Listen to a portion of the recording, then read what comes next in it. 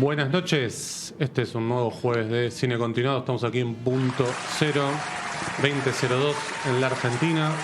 Saludamos a la gente de Perumira, a la gente de punto 0 Miami, a Diego González, que está del otro lado operando, a Vicky Duclos y bueno, nos están jugando al dardo ahí también, qué sé yo. Está Martín Cataldi. ¿Cómo estás, Martín? ¿Qué tal, José? Muy buenas noches. Buenas noches. No estamos solos. No estamos solos. Se nos sentó un director acá. Nada menos que el señor Pablo Fendrick. ¿Cómo estás, Pablo? Buenas noches. ¿Cómo están, chicos? Bien, muy bien. Director de Entre Hombres, la miniserie de HBO que ustedes pueden ver por HBO Max. Una miniserie de 4 capítulos que son increíbles. Hablamos bastante antes de empezar este programa. Yo no puedo creer esta serie, tío. No puedo creer por lo bien que está hecha, por los contenidos que tiene, por los temas, por las cuestiones formales. Pero antes de indagar a todo eso, te quiero preguntar por el proceso de transposición, porque está basada en una novela. Correcto. Contame eso.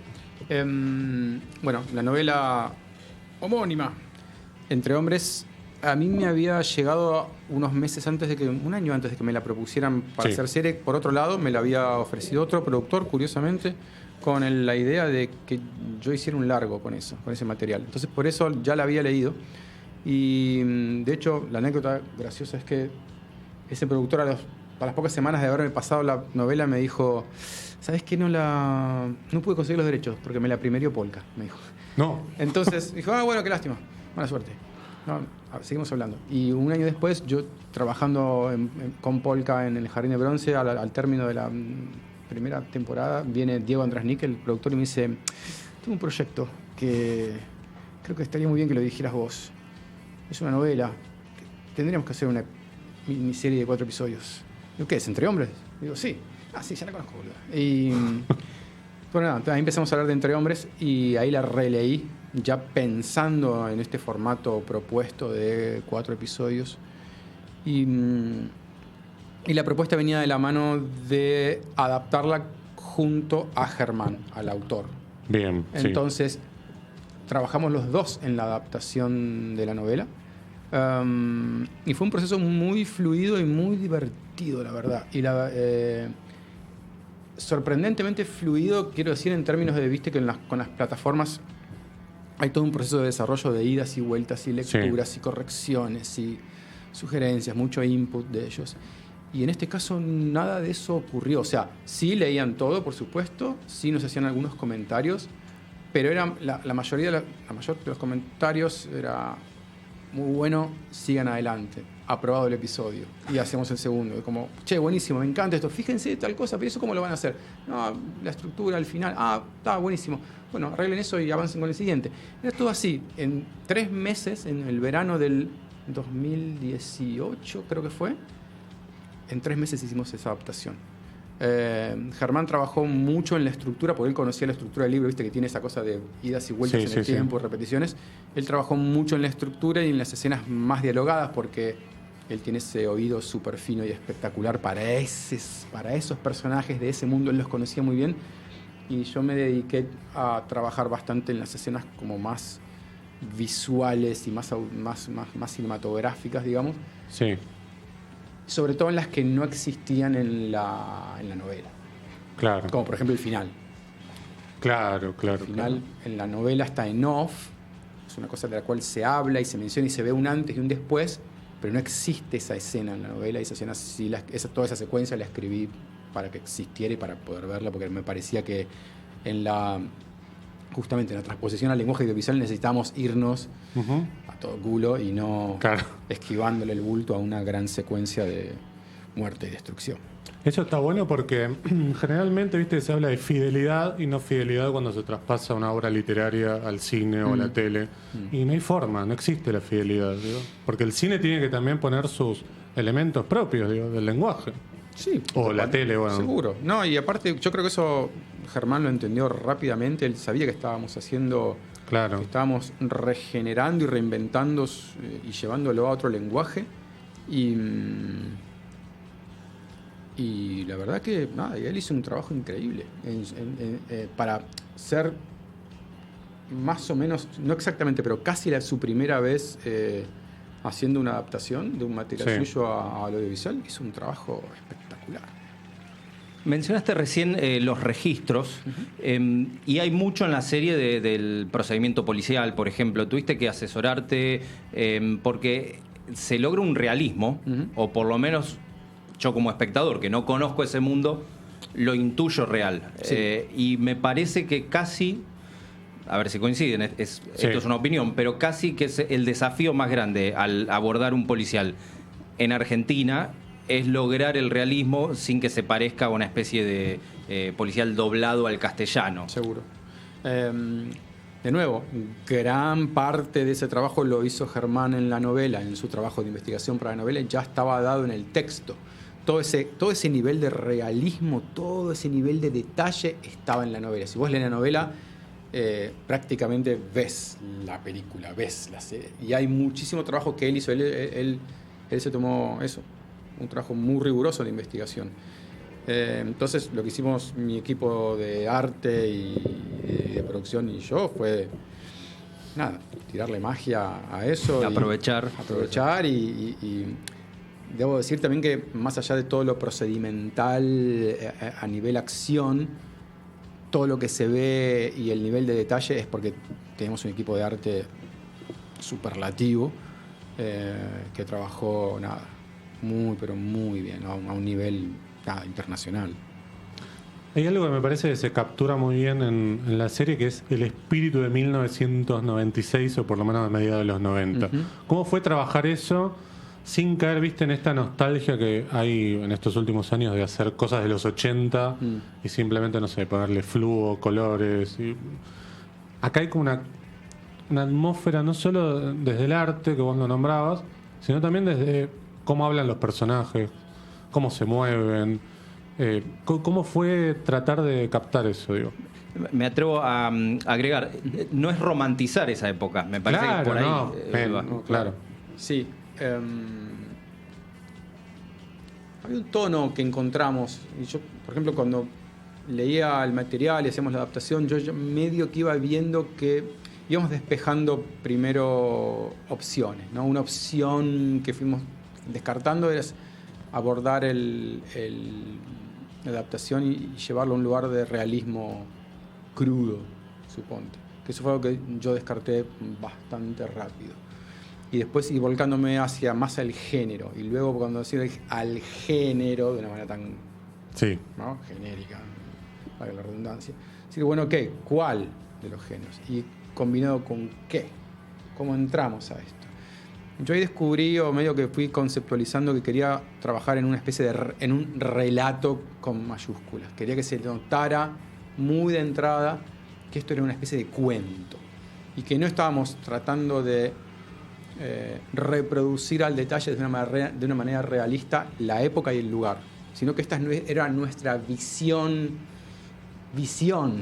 recontra visión de ese lugar.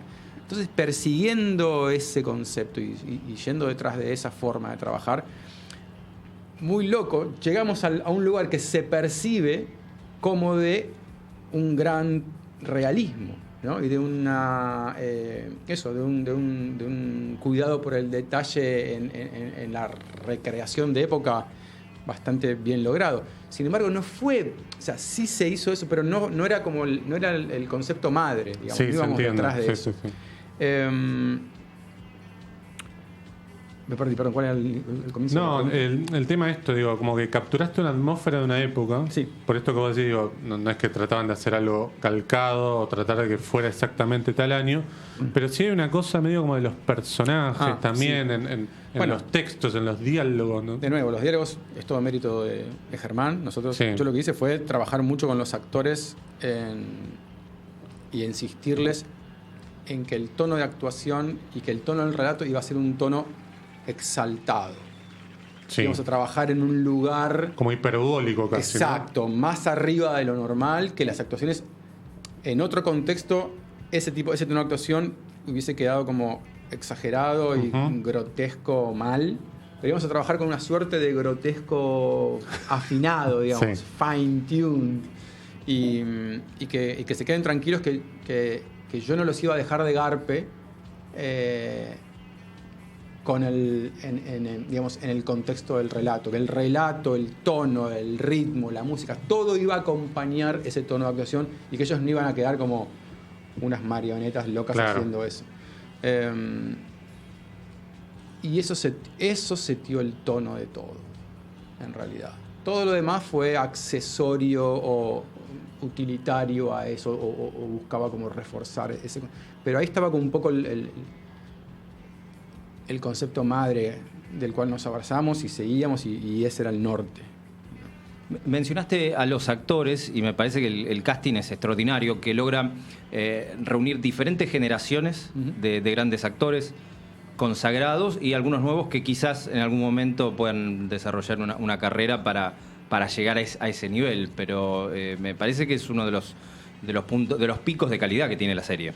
Sí, ahí nosotros cuando trabajamos con Polka y HBO, tanto en el Jardín de Bronce como en Entre Hombres, trabajamos por consenso.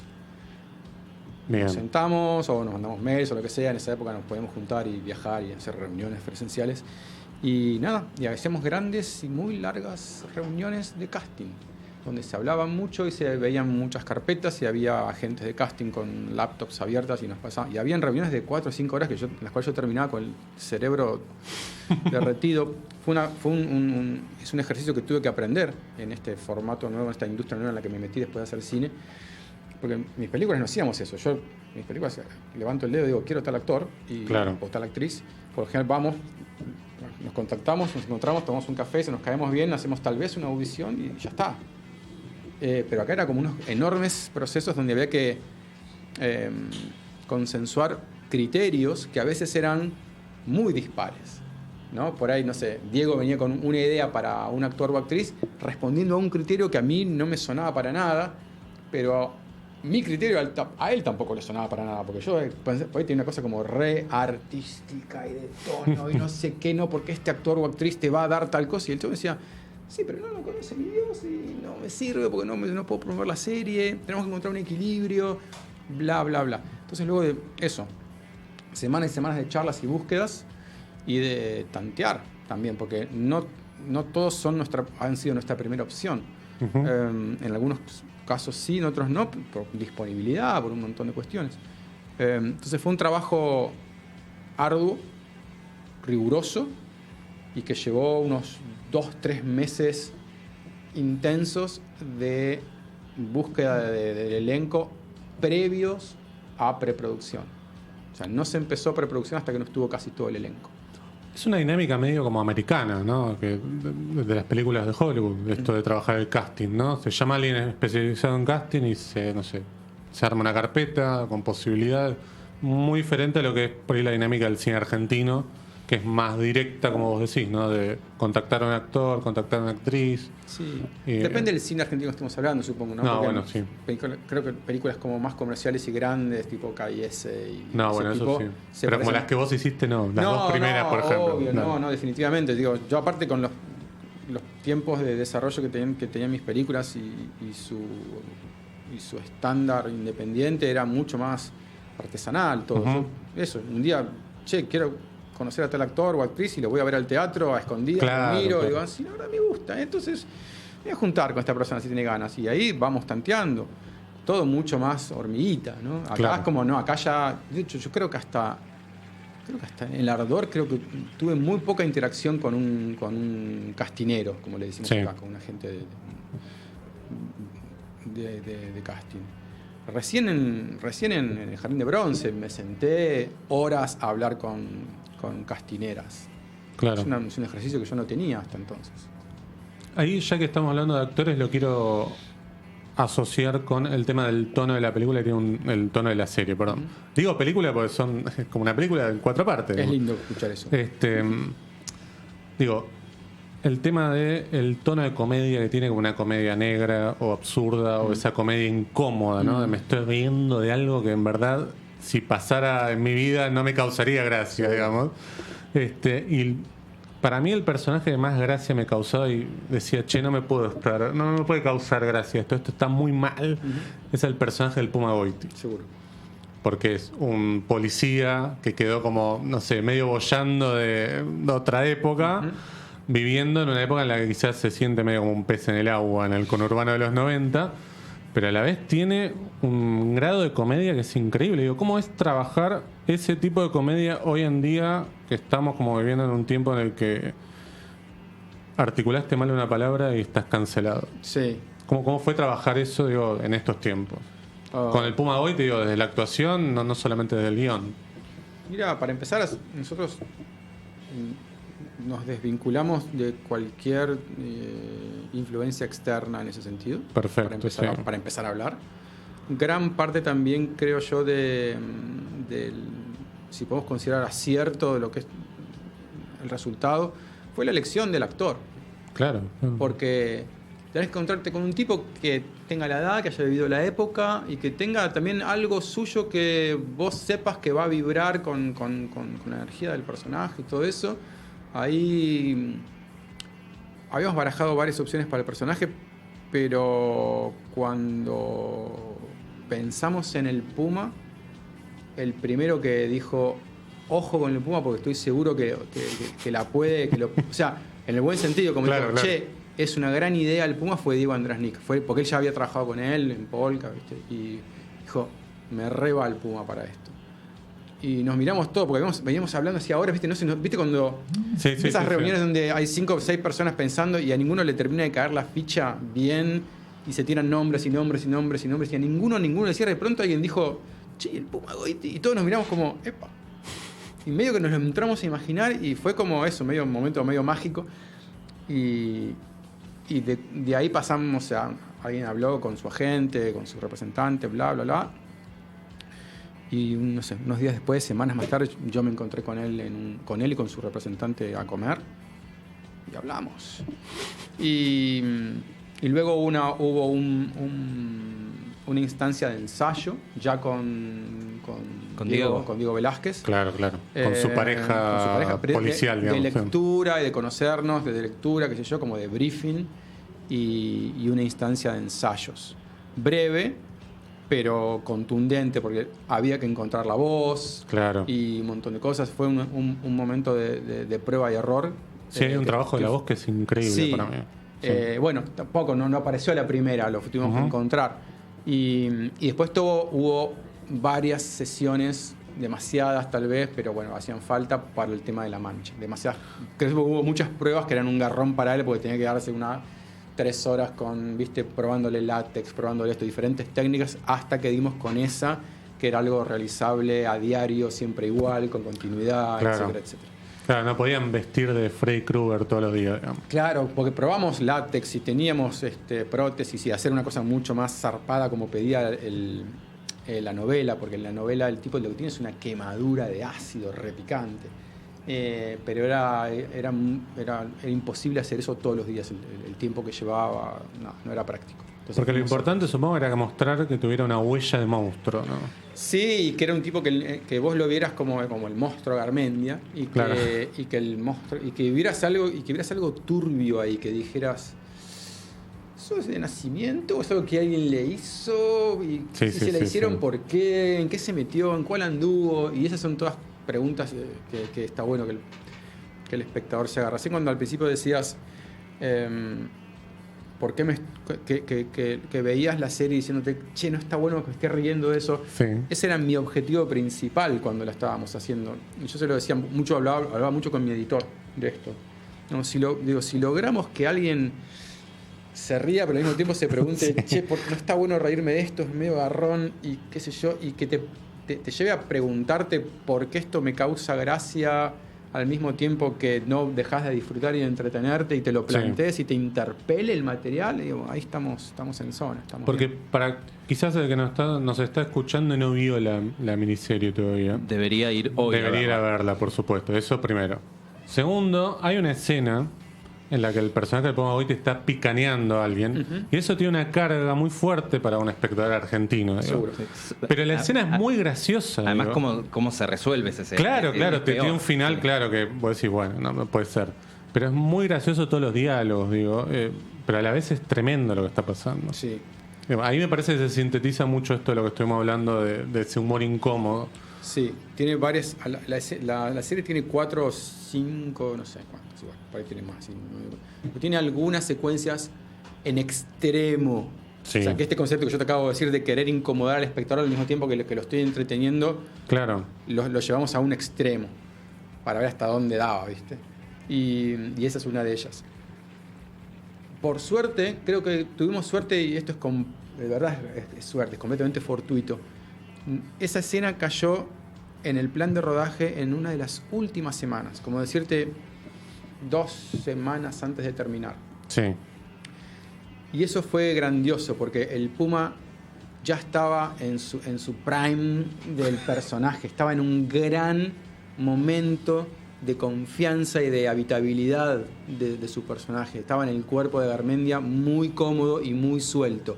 A diferencia por ahí que al principio, que le llevó unos días encontrarlos, estarse tranquilo y habitar esa voz y terminar de confiar en que el relato lo estaba acompañando.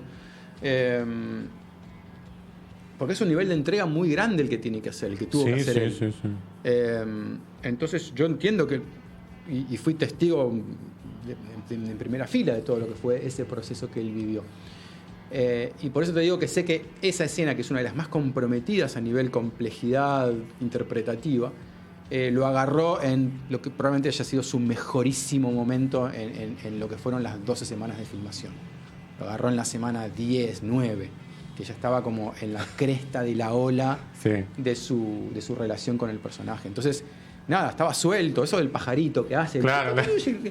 Lo sacó, salió de la nada. O sea, yo de pronto estoy en el monitor con mi asistente y nos miramos y decimos, ¿de dónde viene ese pájaro? Lo está haciendo él, boludo, no lo puedo creer.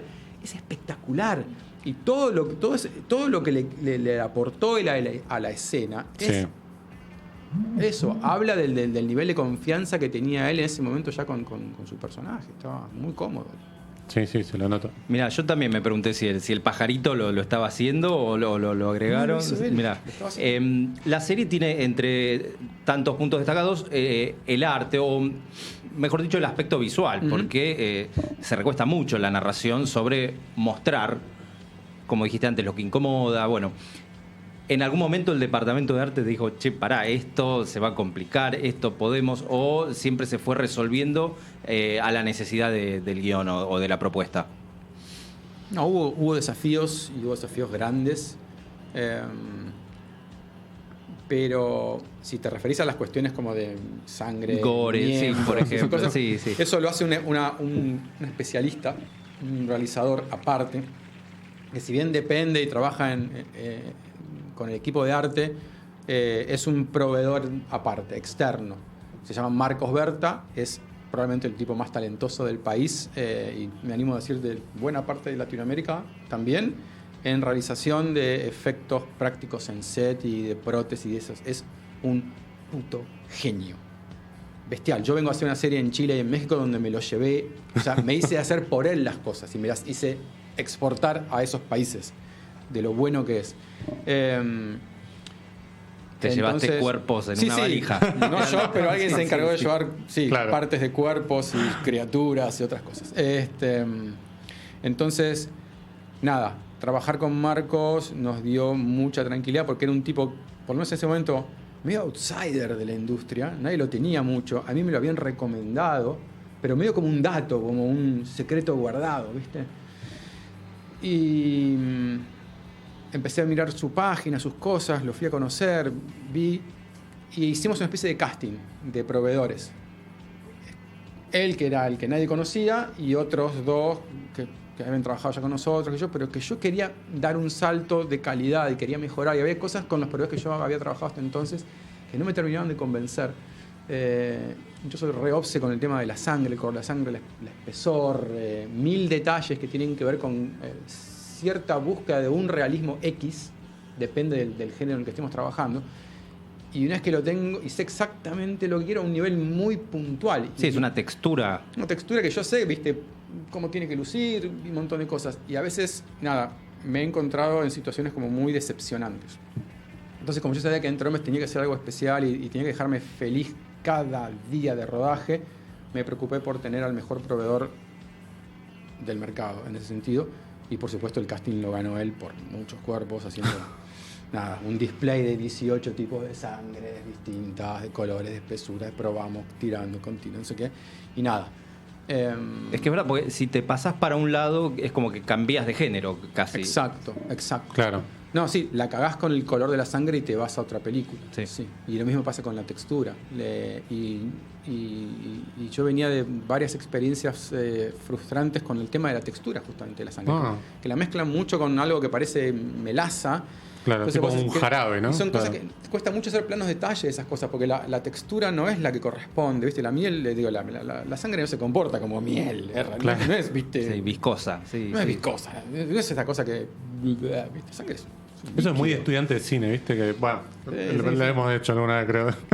Nada, entonces, nada, creo que si te referís a eso, por ahí va la Me respuesta. refería, sí, exactamente. Y después otras limitaciones y otras complejidades del mundo del arte que tuvieron que ver con las grandes realizaciones que se hicieron, en todo caso, en la serie, como el club, Los Dos Mundos, el casino clandestino, todo eso es realizado. No, eso es una Eso se cosa hizo de increíble. cero, completamente. Y se hizo así porque, como lo íbamos a cagar a tiros y lo íbamos a dejar como un colador, no había ninguna locación Que preste, claro. Claro. que se preste para Ningún eso. bar, claro, no. Entonces la tuvimos que construir. Nada, y fue un gran trabajo del equipo de arte, de Juan Cavia y Walter Cornaz. Bueno, ahí lo que hablabas del tema de la sangre y del gore, tenés como, parece el sumum está en esa escena que es medio tipo Scanners, que explota la cabeza. Digo, Sí. eso es increíble, eso para mí es como, bueno, no sé, el corolario de lo brillante que es el trabajo de arte, digo, Sí. de la gente de efectos especiales. Digo, Sí. no sé si tuviste alguna influencia ahí, porque digo, es algo que no se suele ver en producciones argentinas. Sí. Digo, no sé si tenías algún antecedente que decís, bueno, me baso acá, o tengo que mirar afuera. Digo, o el especialista ya sabía cómo hacerlo. No, yo les Digo, pasé unas referencias que había visto de un cine muy nada que ver. A mí me gustaba mucho. Hay una voladura de cabeza espectacular bien nada que ver, ¿eh? Sí. En Los Bastardos, de Amate Escalante. No la vi, pero. Bueno, nada. Ahí te cagué el final, acabo. No Te acabo de importa. contar cómo termina. Y me acuerdo que hablando con Amat, con el director, en su momento, le dije, te hablo del año 2007, ¿eh?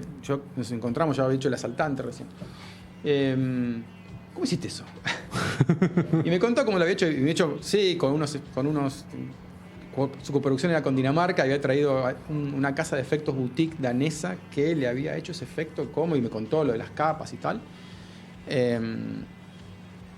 Y nada, y cuando se me ocurrió, pues de nuevo, como esa escena la escribí yo, no estaba en la novela, dije, si vamos a terminar esta serie, hay que terminarla como...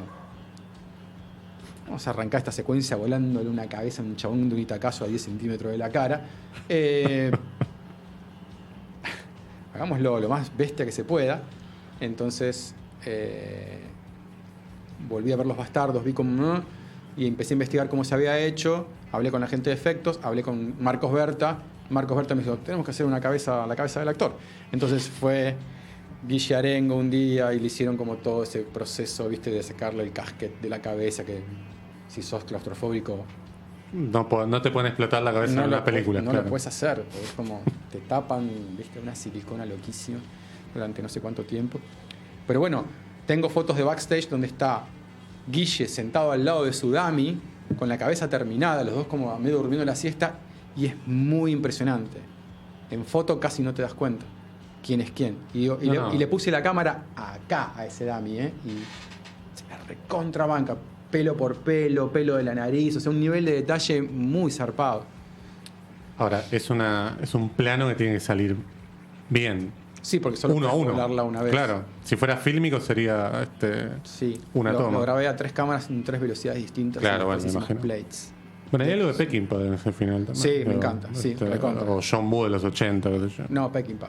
Sí, Sí, claro, John Woo tomó de Peckinpah. Digo. Sí, pero digo, mi ref estaba por ahí. Por Peckinpah, claro. Sí, pues esa cosa de tener como todos los planos y las muertes todas filmadas a 3 cámaras, 3 Claro. velocidades distintas, porque yo sabía que iba a usar todo. O quería tener todo para en montaje elegir, si quería llevarlo a ese lugar, poder hacerlo.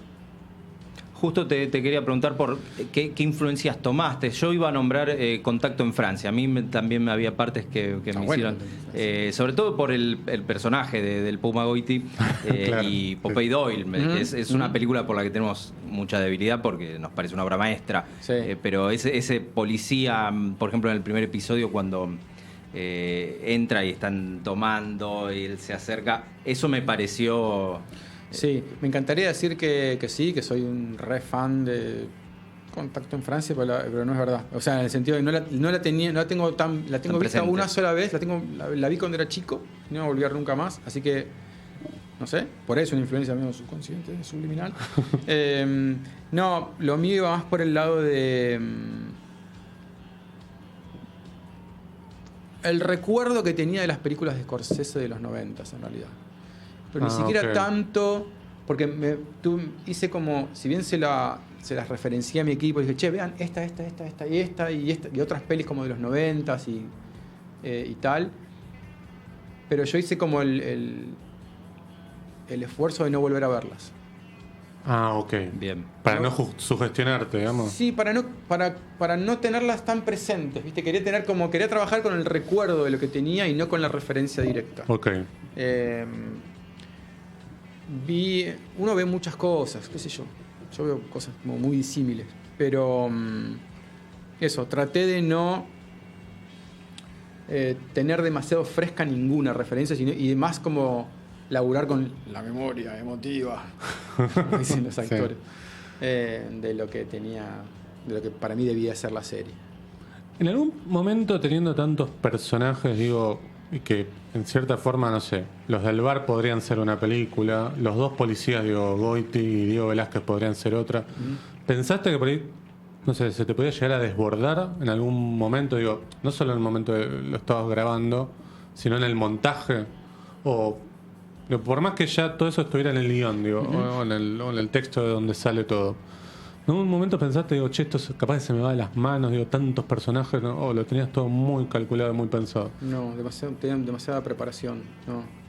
No, la serie tiene 113 personajes de No, casting. Una locura. O sea, nosotros hablamos de los 8 principales, Claro, pero hay otros 107 atrás. Sí, no, cosas así. no sé, Bueno, está el carnicero, está, Claro, no por sé, eso. digo, el carnicero podría ser una película sola, digo, no sé. Sí. Bueno, pero ya decir los 8 principales es que hay Claro, unos cuantos. Claro, Sí. pero no sé, para mí, a ver, un desafío grande una vez que teníamos el casting principal para mí y en lo que yo le puse especial énfasis y cuidado era que esos personajes que solo tienen una secuencia, pero que para mí tienen que entrar, clavarla en el ángulo y salir. Por ejemplo, Pompeyo Oliver en el episodio 2. ¿no? No, Lo que es hace con impresionante. que es impresionante. Impresionante. El tipo de las armas, digamos, ¿no? Claro. Viste, el loco de los fierros. Nada. Estuve un mes buscando a esa persona y probé muchas. Hasta que nuestro castinero me dijo, che, está Pompeyo.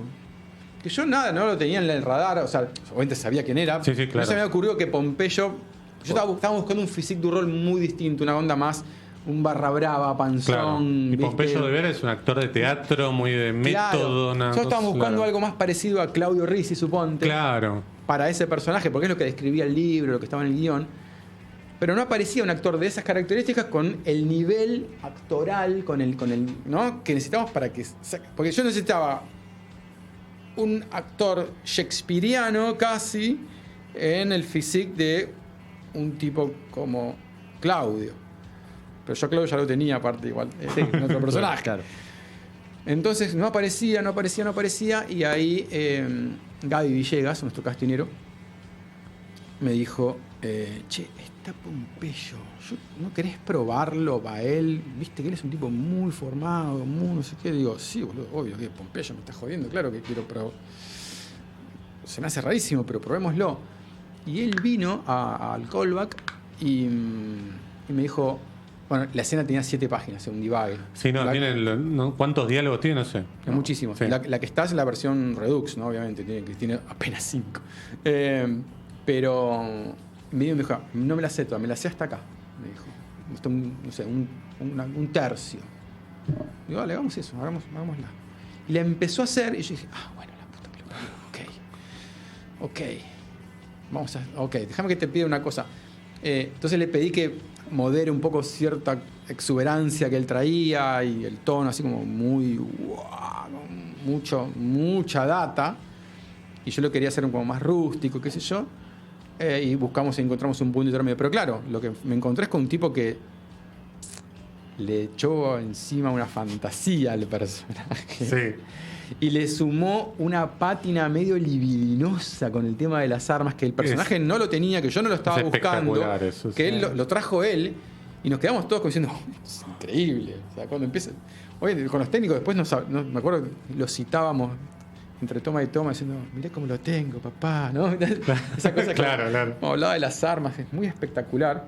Y nada, yo me acuerdo que terminó, ¿viste? Son esos actores que terminan de hacer su parte y los querés ir a abrazar y decirle, Sí. gracias por esto, porque es increíble lo que acabas de hacer. Claro, aparece en una escena nomás. Digo, no. Es una escena. Claro. Pero bueno, tengo varios de esos, ¿viste? Sí. No sé. Norman Brisky. Norman digo. Brisky, por ejemplo. El de los chanchos, digamos. Claro. O sea, hay unos cuantos actores que entraron. Bueno, el propio Guille, ¿viste? Guille Arengo, que tiene, bueno, Sí. son 3, 4 escenas las que tiene, pero cuando en el episodio 2 le cuenta a los changos todo el derrotero de lo que pasó, y habla de tiki, tiki, tiki, y empieza a tirar así a hablar de los. Con una soltura y una riqueza que uno no puede hacer otra cosa que agradecer. Claro. ¿No? Que decir, gracias, Guille. Es espectacular esto. Y desde lo técnico, digo, te escuché, bueno, en el podcast oficial de HBO, decías algo como que no querías hacer desde lo técnico nada que en esa época no estuviera disponible. Correcto. Es decir, no utilizar drones, no utilizar, no sé, alguna grúa Sí, no Tecnocranes, por ejemplo. Claro, sí. Russian Arms. ¿Cómo lo tomaron eso? Digo, porque teniendo en cuenta que, qué sé yo, hay algunas cadenas o servicios de streaming que medio que si no le llevas un dron no te la ponen al aire. No, nunca fue un tema de discusión. Te tomaron el concepto, digamos. Creo que ni siquiera tuve que explicarlo. No recuerdo haber tenido que exponerlo en ninguna reunión. Pero eso lo pensaste desde el principio, digo, Sí. voy a filmar con lo que había en el 96, con el 95, no sé. Sí, en realidad creo que surgió en un page to page donde me dijeron, che, Pablo, ¿y para esto querés? Dani Ortega, mi fotógrafo. Sí. Decía, che, y acá ponemos una grúa, digo, no, grúa no. Y acá, esto lo querés de un punto alto, algo así como un dron, digo, no, dron no. Y ahí fue cuando, a medida que me iba escuchando a mí responder, fue que me di cuenta, no, en realidad no quiero nada de eso. O sea, no es que lo tenía como, no es que lo había escrito en la pared para que todos lo leyeran, no tenía statement al respecto, pero en medio que de escucharme a mí mismo responder en los primeros días de reuniones, me di cuenta que en realidad no quería saber nada con eso.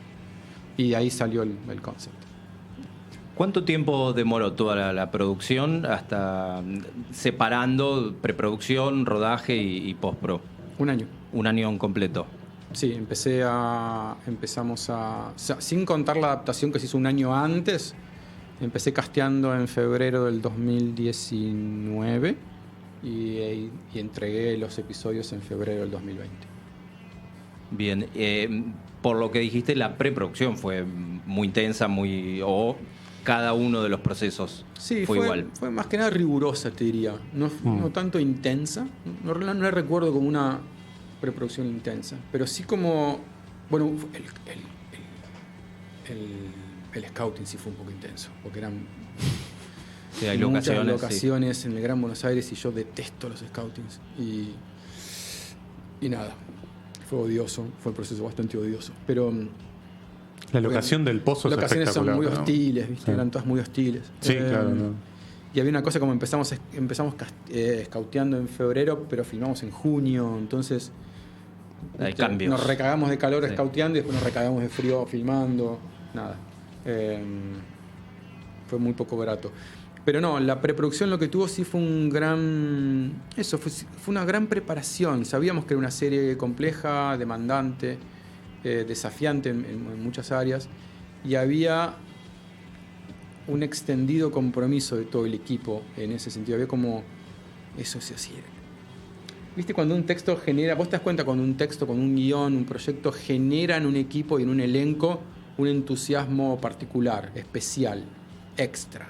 Y esto estaba dado ahí. Y te dabas cuenta, todos venían como, che, qué bueno esto, qué espectacular esto, ¿no? ¿Esto cómo lo vamos a hacer? Sí.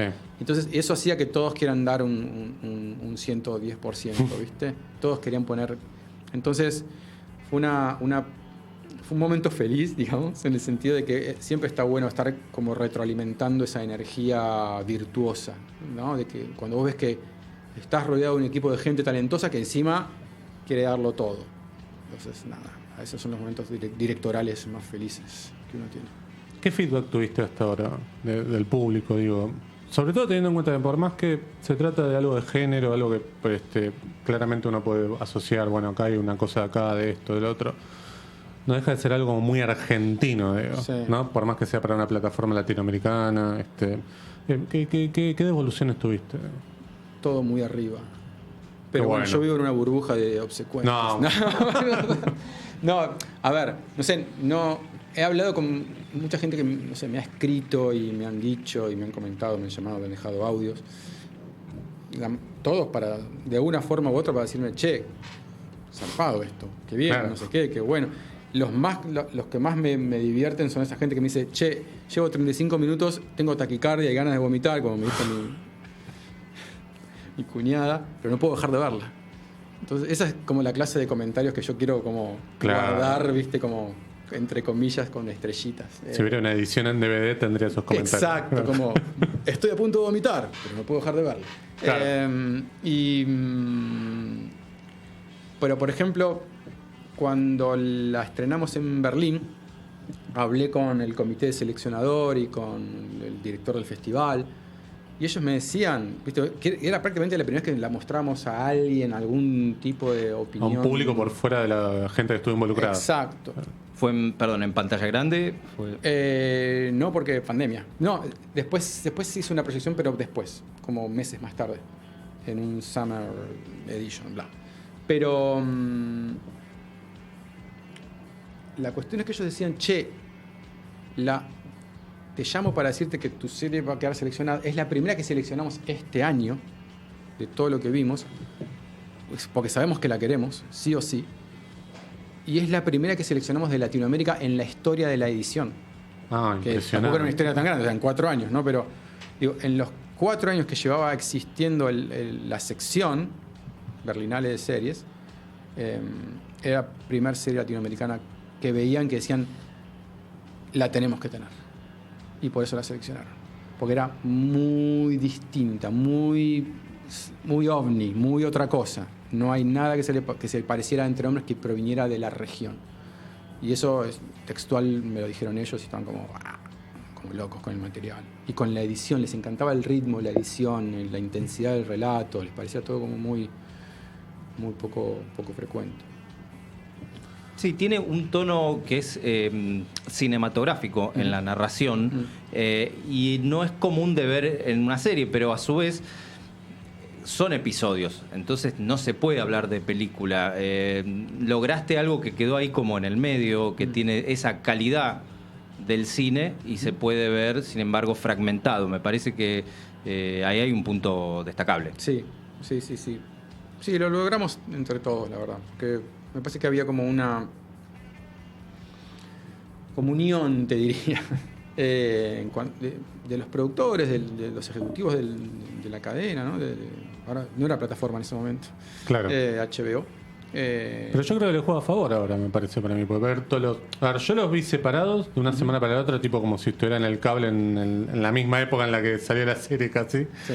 Pero después los vi todos juntos y también se la banca muy bien, digo. De hecho, para mí verlo es la manera ideal para verlos. Claro. Creo que, de hecho, la gente, como la gente como cercana que me ha dicho que la vio así, tipo de corrido, se fumó las 4 Sí. horas, que yo, es la que queda más manija también. Sí. Es la que me han dicho, no puedo creer que no haya 4 más. Porque quieran Claro. como entras en esa y querés seguir y querés al día siguiente prender y verte otros 3. Y bueno, por lo menos eso me han dicho. A mí no me pasa, pero la hicimos.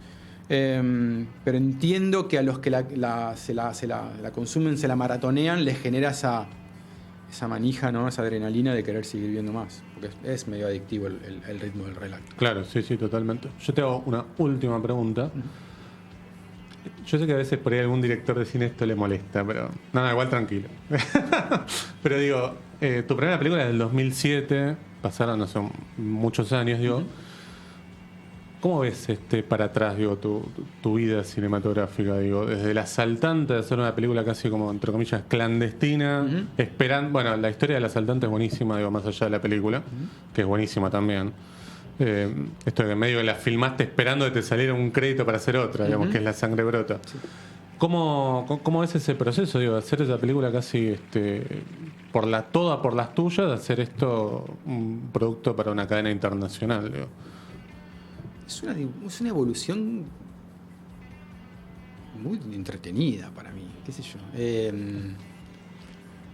Yo nunca me vi a mí mismo como un sujeto que fuera a hacer siempre lo mismo o que fuera a seguir una línea muy concreta de trabajo, ni de expresión tampoco.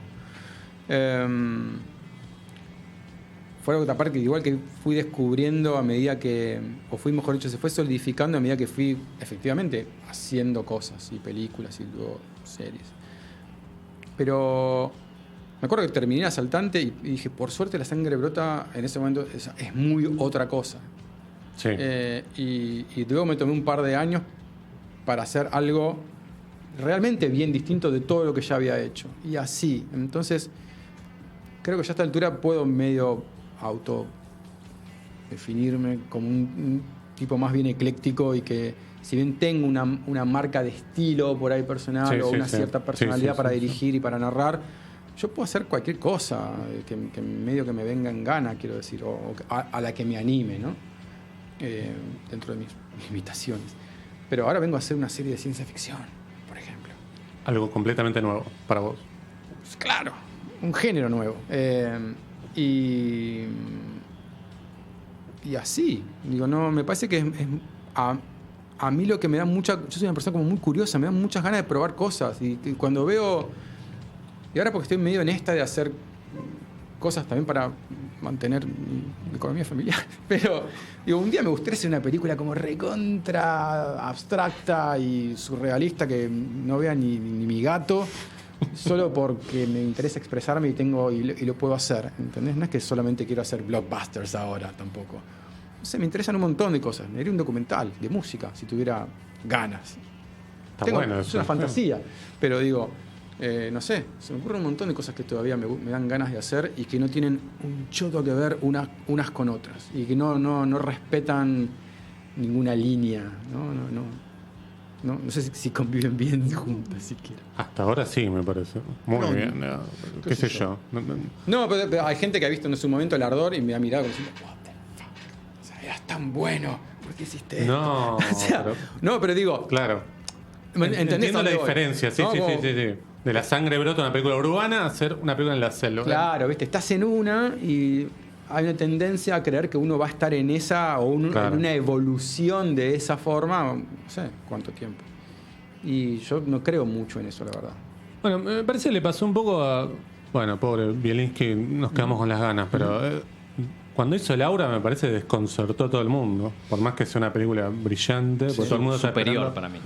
Para mí es superior. Mucho más sí, también, sí, a mí me gusta más Laura, pero viste que la otra película había pegado en todo el público. Claro. El público cinéfilo hasta el que no va al cine. Sí, era más transversal. Y el Laura era como, bueno, no sé, el público fue esperando otra película de estafadores, otra vez Darín diciendo frases cancheras, digo, se encontró con otra cosa, digo, me parece que pasa un poco con vos. Y yo, yo en una nota lo escribí, perdón, una nota acerca de tu cine, digo, medio que tomaste un poco la posta de eso, digo, de hacer como, de irte por los márgenes de lo que el público quizás está esperando de vos, ¿no? Y hacer otra cosa distinta, pero sin tampoco traicionar tu propio estilo, un poco lo que vos también decías. Sí, no sé, la verdad que no lo tengo tan claro porque a veces... Es una opinión igual. Me encantaría tenerlo más claro en realidad, pero lo cierto es que uno se va guiando como por un deseo momentáneo también. De hecho, muchas veces bueno, a mí me pasa que mucho que cuando los procesos de desarrollo de un proyecto se estiran en el tiempo y se convierten en 3, 4 años, me tengo que volver a reconectar con el material antes de filmarlo, de alguna manera, porque lo cierto es que un poco se me va ese fuego inicial, esa urgencia que tenía por narrar eso si pasan 3, 4 años. Ya no soy exactamente la misma persona, no tengo la misma pasión tal vez por ese tema, lo tengo que andar reinventando y por eso yo vuelvo a reescribir cosas, sobre todo en los largos.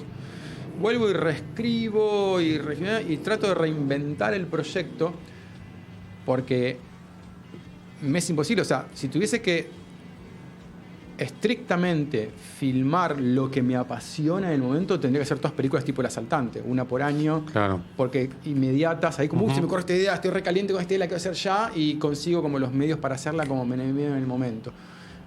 Sí, porque convivís con cierta idea tanto tiempo que te tiene que durar el entusiasmo. Exacto, y eso es bastante difícil de lograr. Por eso es tan complicado el cine, digo, los que nos escuchan. Tarda mucho tiempo. Tarda mucho, claro. sí. Pero uno cambia en el medio, ¿no? Uno cambia en el medio. Bueno, ustedes, digo, yo digo uno como si fuera. No, pero bueno, todos. Pero el punto es que yo lo que estoy aprendiendo es que en el medio lo que tengo que hacer es que, o sea, cuando genero un proyecto que sé que va a tomarle un buen tiempo ser desarrollado y financiado, es que hay algo en el corazón del proyecto, en la esencia, que tiene que ser imperecedero para mí. Hay algo central que por ahí ni siquiera está como muy develado ni muy expuesto en la trama, pero hay algo central y que probablemente sepa solo yo. Sí. Y que no se va, y que no hay cambio de escena, no hay cambio de estructura, no hay cambio de casting, no hay cambio de escenario que lo vaya a alterar. Y si eso logra mantenerse como inalterado en los 3, 4, 8 años que puedo llevar como voy ahora de desarrollo de un proyecto, estamos bien igual. Porque siempre voy a tener contacto con ese núcleo que es importante para mí de un proyecto. Yo quería preguntar, quizás un poco adelantaste, ¿qué viene ahora? Si estás con algún proyecto en carpeta, sí se puede contar, quizás no. De lo que te puedo contar, porque tengo firmados como muchos NDAs, ¿viste? Esas cosas que se llaman Confidentiality Agreements. Pero sí te puedo contar que voy a hacer una película, seguramente a fines del año que viene, y que es una especie de thriller de venganza que ocurre en las montañas y que... Ya lo quiero. Y que nos vamos a cagar de frío, pero si todo sale bien puede llegar a quedar buenísima. Bueno, Pablo, ha sido un placer enorme todo este tiempo, te agradecemos. Y bueno, para los que no vieron Entre Hombres, vayan ya a HBO Max, ¿verdad? Sí, también la pueden ver en el canal tradicional. El canal tradicional, exactamente. Sí, pero bueno, muchas gracias, chicos. No, por favor. Nos vamos con un tema de la miniserie, claro. 2 minutos, ¿o no? Dale.